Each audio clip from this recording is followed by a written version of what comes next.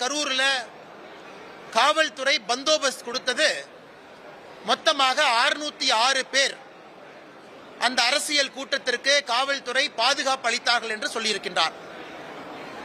28 September கரூர்ல நடந்த பத்திரிகையாளர் சந்திப்பில் ஏடிஜிபி திரு டேவிட்சன் அவர்கள் 500 பேர் பாதுகாப்பில் இருந்ததாக சொல்லியிருக்கின்றார்.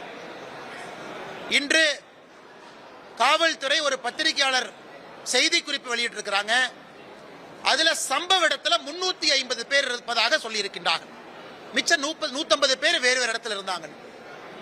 இன்று இந்த வழக்கு சிபிஐக்கு மாற்றப்பட்ட பிறகு தமிழக அரசினுடைய முதலமைச்சர் ஒரு நம்பர் சொல்றாங்க 606, ஏடிஜிபி கரூர்ல 500, 28 செப்டம்பர்ல.